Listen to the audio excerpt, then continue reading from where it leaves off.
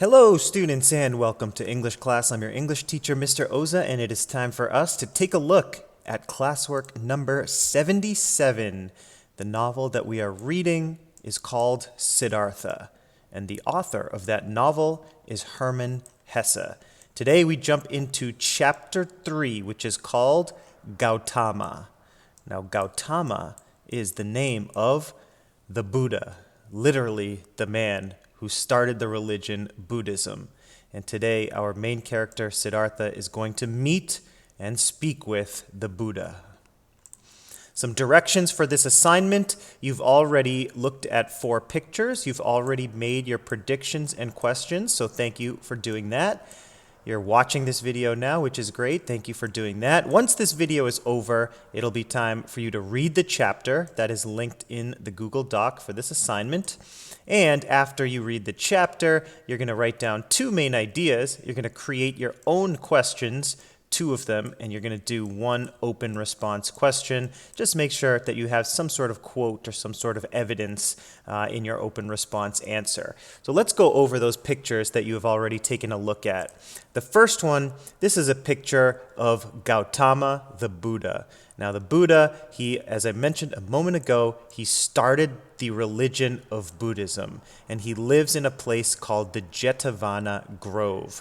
And this is about 2,600 years ago. The Buddha was an actual guy who walked the earth and taught his followers in this beautiful nature spot called the Jetavana Grove. And here he is in a piece of artwork that depicts this beautiful area out in nature. Siddhartha, our main character, goes out and meets him, and his friend Govinda is with him as well.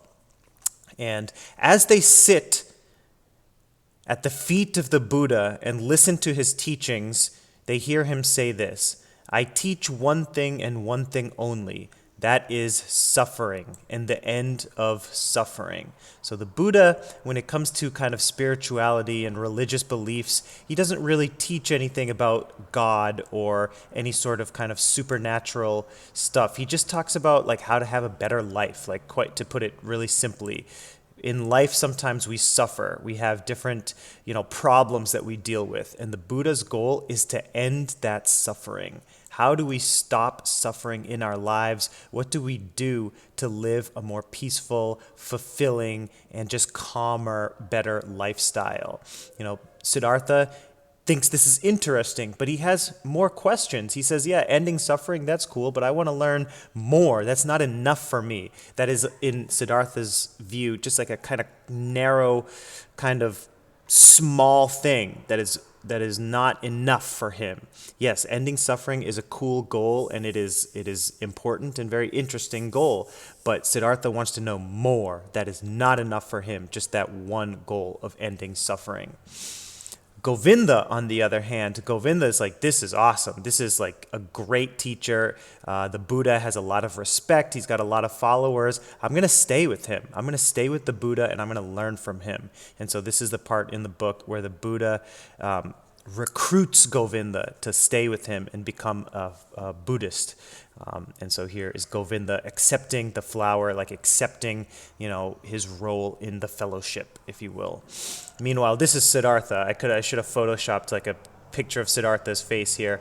We talked earlier in the unit about interior guidance and exterior guidance. So exterior guidance, of course, this is where you get guidance, from a teacher, from another person, maybe somebody older than you that you respect. And so Siddhartha is saying, no, I don't want that exterior guidance right now. I don't want to learn from the Buddha. Govinda stays. He's like, yeah, I'm all about this.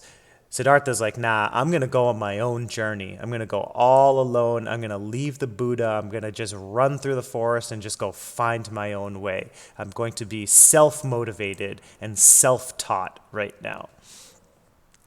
So now that we've gone over those 4 pictures, it's time for you to read the chapter. Once this video is over, of course, after you read the chapter or while you're reading the chapter, you can write down 2 main ideas in your Google Doc.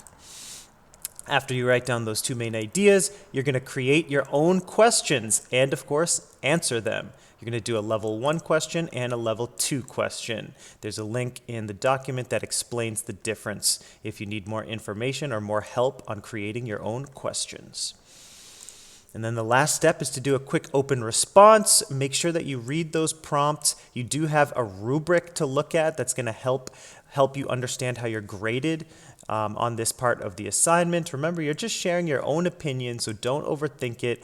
Make sure that you use some sort of evidence, some sort of quote from the novel or anywhere else to support your answer.